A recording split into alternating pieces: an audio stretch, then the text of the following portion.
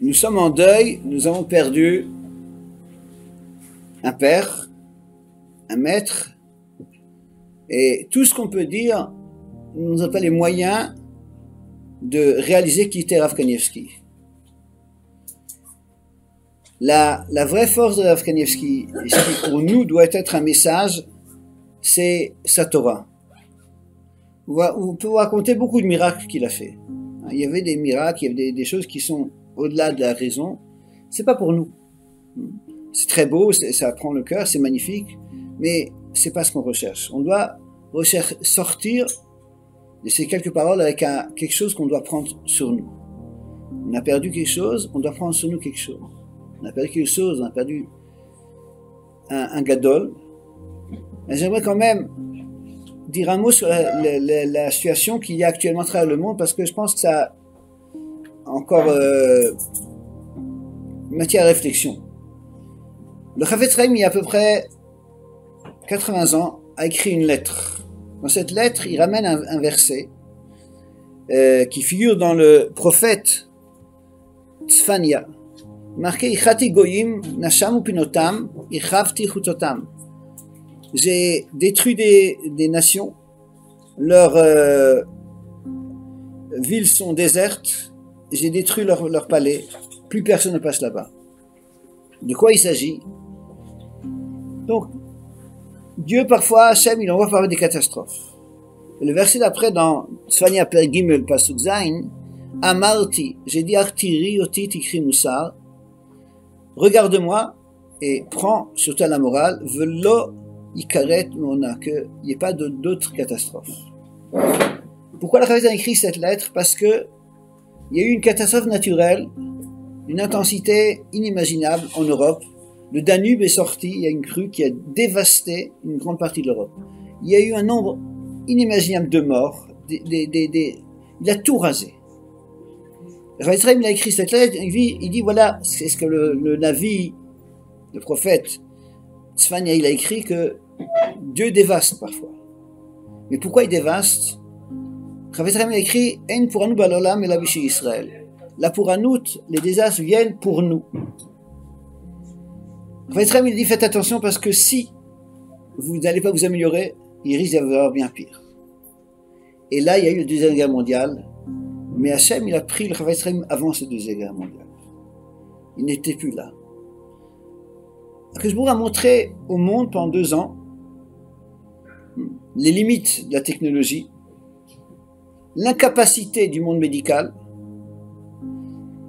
la faillite du politique, la gestion du corona, du Covid, c'est une catastrophe. On est d'accord? C'est pour nous. Ça a commencé en Chine pour qu'on se remette en question. Ça, il a envoyé maintenant une guerre de nouveau. Poutine, c'est pas Poutine, c'est Akadosh Baruch Hu qui a envoyé Poutine. Il a envoyé, là aussi il y a un verset dans Habakkuk Perek Bet, Pasuk Daled, Oufla, Layashre Nafsho. Oufla, on parle de Nebuchadnezzar. Rashi explique que c'était quelqu'un qui était toujours colérique, qui avait un appétit de conquête, et il n'est jamais tranquille. On parle de Nebuchadnezzar, une similitude avec Poutine. Mais tout ça, c'est pour nous. La Chafetz Chaim a quitté le peuple juif. Qui suis-je? Je ne peux pas faire d'analogie, mais Rav Chaim nous a quittés. Il faut se remettre en question. C'est pour nous. C'est pour nous, c'est pas pour les Chinois, c'est pas pour les Français, c'est pour nous. Maintenant, qu'est-ce qu'on doit retenir de ce géant de la Torah? Le Chazon Ish a témoin de lui alors qu'il était encore un Bacho, qui connaît toute la Torah. Pourquoi est-ce que Rav Kanievski connaissait toute la Torah? Parce que pour la Torah, c'était Torah Temet. C'est une Torah vraie. Rien d'autre n'intéressait. Intègre, entier. Rien d'autre n'intéressait. Il n'y avait rien d'autre. J'ai eu le bonheur d'être voisin de Rav Kanievski. La simplicité. Il n'y avait rien d'autre. Lorsque ma femme a accouché du deuxième enfant, où j'ai passé le Shabbat, la famille Kanievski, c'était des voisins, donc ils nous ont invités. Et donc on était voisins, et j'ai vu donc ce que c'est qu'un rave, qui n'a jamais eu de fonction publique. C'était ni Dayan, ni Rosh Yeshiva, ni Rav. Quelqu'un qui étudiait sans fin, qui aimait la Torah. On le sentait. Lorsqu'on lui posait une question, on lui demandait une bracha, il répondait. Lorsqu'on lui posait une question de limoud, d'études, on le voyait sourire. À tout le monde. Les enfants allaient dans la synagogue de Rav Kanievski, posaient des questions, des gosses de 8 ans posaient des questions à Rav Kanievski. Un jour, comme ça, il y a un enfant qui a commencé à poser une question, il y a un adulte qui a passé qui s'adressait à Rav Kanievski. L'enfant n'a pas pu poser sa question.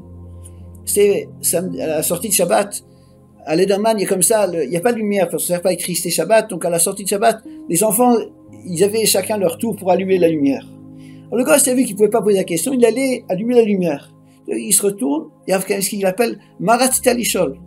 Il a quitté sa place pour retourner, pour répondre à l'enfant. La Torah, c'était pour tout le monde. C'est quelqu'un qui a... Ils habitaient dans 2 pièces. Dans 2 pièces.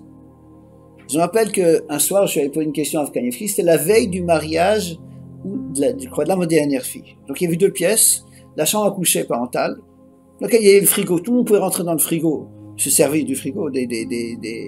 C'était pour tout le monde. Il n'y avait pas de domaine privé.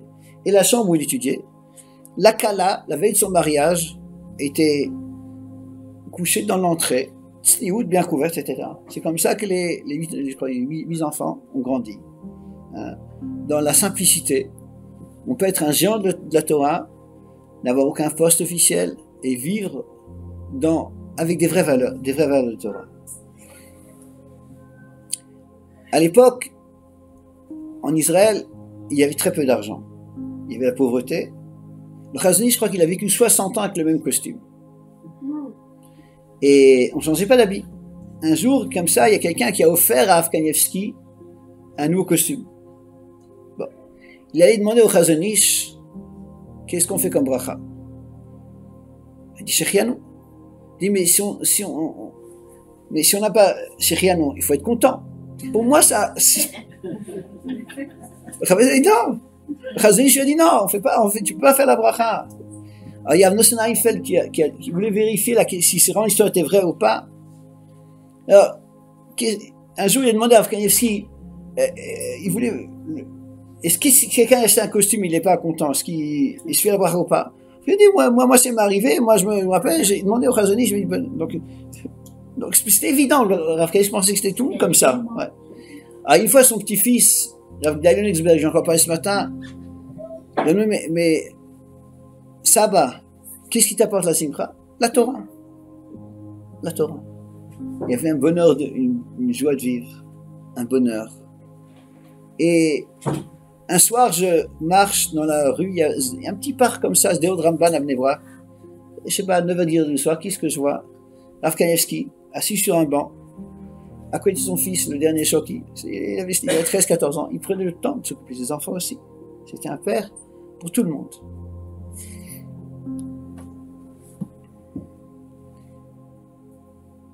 Lorsque quelqu'un, il a en tête la Torah, sans rien d'autre.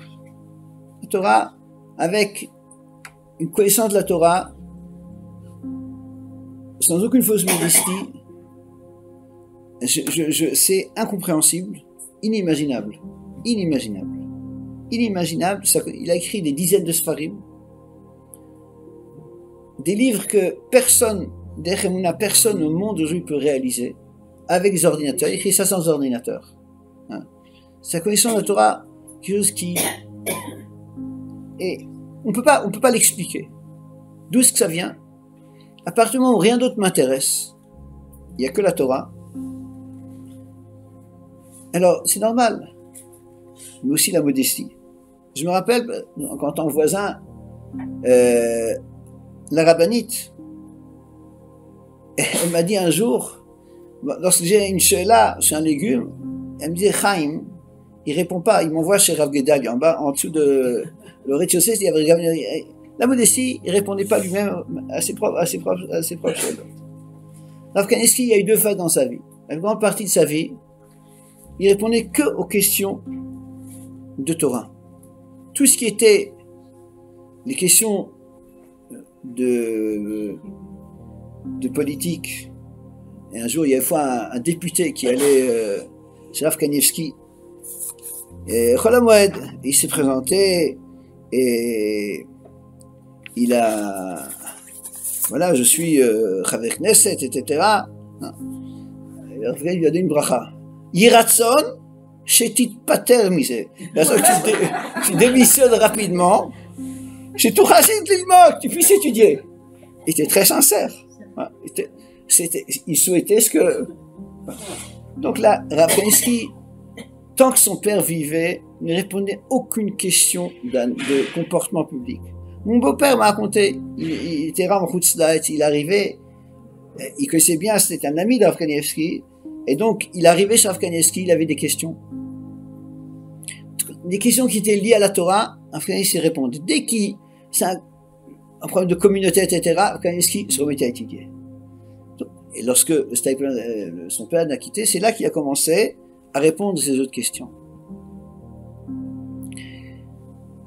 Même lorsqu'il n'avait plus de force. Mon maître, Moshe Shukla, a raconté, il y a quelques semaines, il était encore suivi à la maison, il y avait une réunion de Vadat Hashmita. Papa la Shmita, chez Rav Kanievski. Et donc, il y avait tous les grands rabbanim et Rav Kanievski. Et à un moment, il y avait une question qu'il fallait trancher. Alors le petit-fils, il voulait que Rav Kanievski réponde. Alors il dit, ça va. Qu'est-ce qu'il a dit Rav Kanievski? Tenou li lilmod. Laissez-moi étudier. Ah, son aspiration. Ah, tous les jours, il avait des dettes d'études. Il étudiait, c'est inimaginable. Il y a quelque temps, il y a un Américain qui se souciait d'aider financièrement Rav Kanievski. Il n'avait pas de parnassa. Et donc, il avait une voiture. C'était pas lui, il avait un chauffeur parce qu'il pouvait pas. Bon. Et donc, il avait acheté la voiture, il arrivait d'Amérique.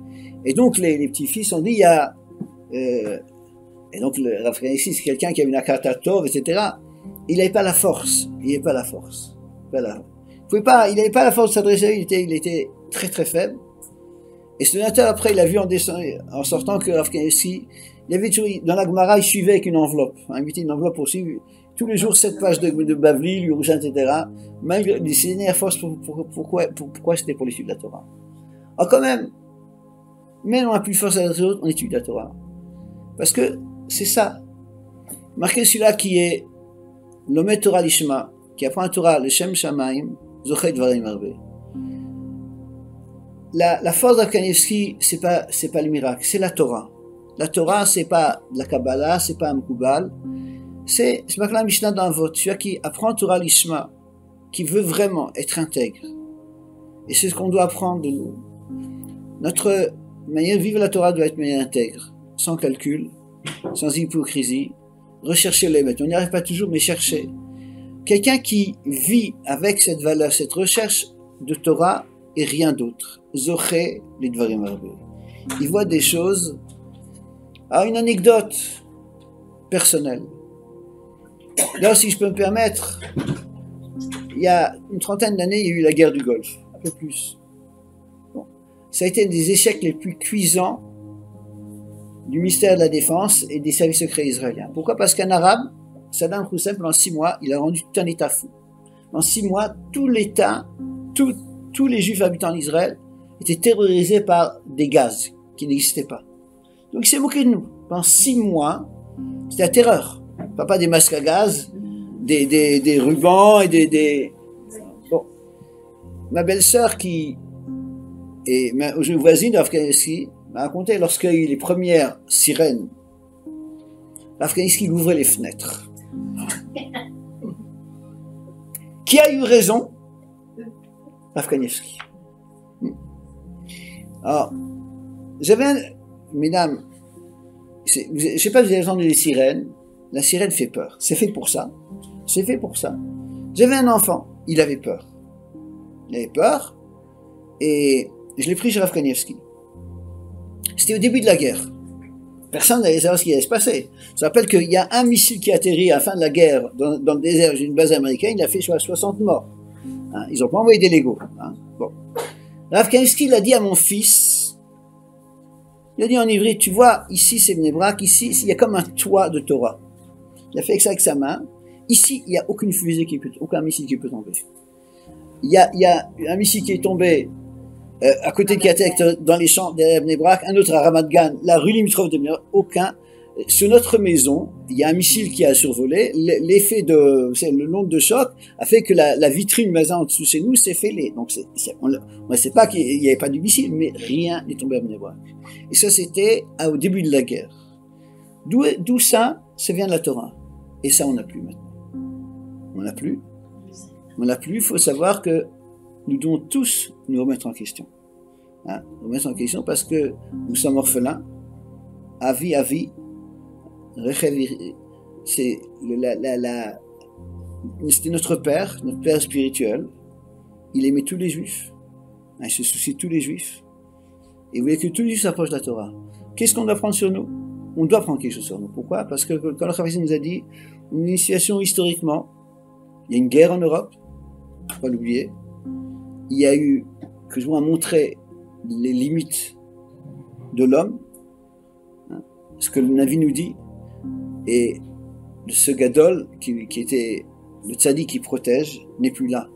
Il faut dire qu'on doit se remettre en question, qu'Hachem nous aide à ce qu'on puisse y arriver, qu'on soit zoché cette année. Rappelez-vous ce que j'ai un message, je le dis chaque année. Votre Pessah il sera caché vers Hachem. Je vous souhaite qu'il soit aussi sa mère, qu'on soit zoché la goulash, les mabim, amen.